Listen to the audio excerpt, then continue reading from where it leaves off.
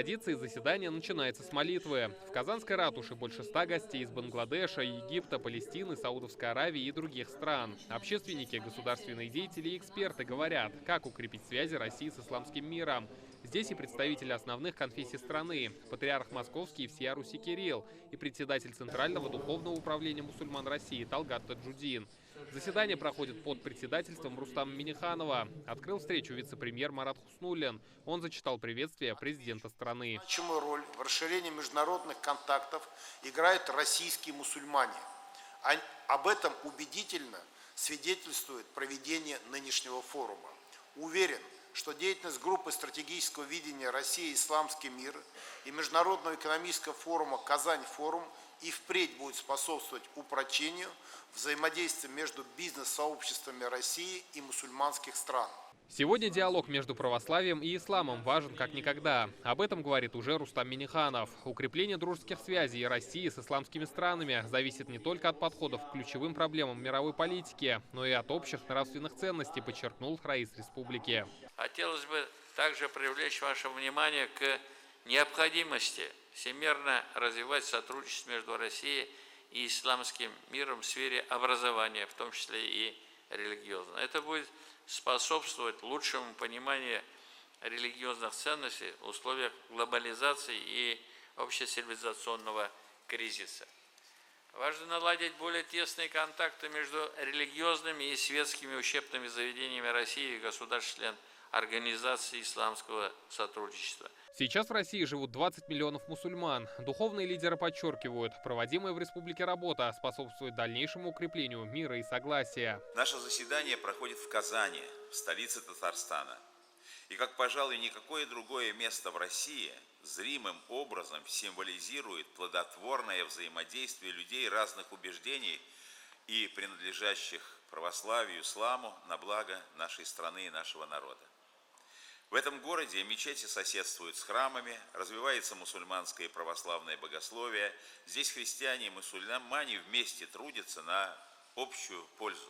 Тема «Россия и исламский мир», традиционные духовно-нравственные ценности как основа межрелигиозного сотрудничества, предложенные организаторами нынешней сессии группы стратегического видения, в полной мере соответствует той общественно-политической ситуации, в которой находится сегодня Россия, а вместе с ней, не побоюсь сказать, и весь остальной мир. Как отметил Игорь Комаров, Поволжье является примером добрососедства и сохранения традиционных ценностей народов на протяжении 5 веков. В регионах округа действует свыше 3500 мусульманских религиозных организаций.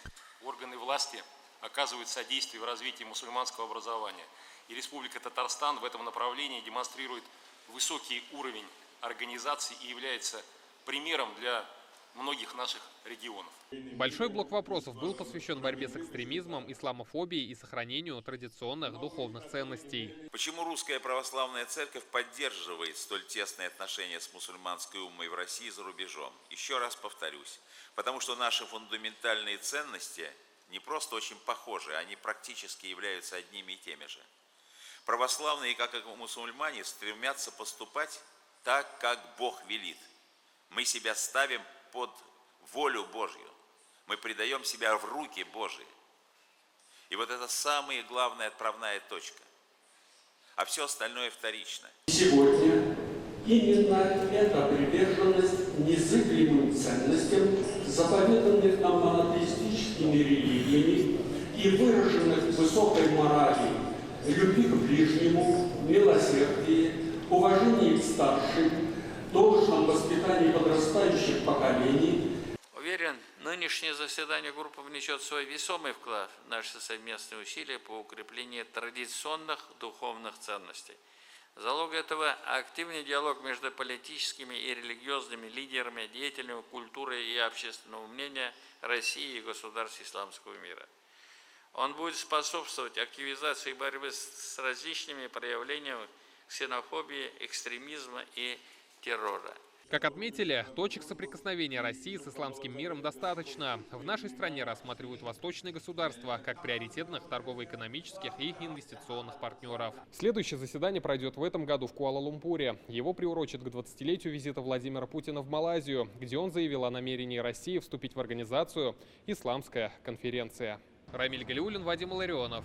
ТНВ, Казань.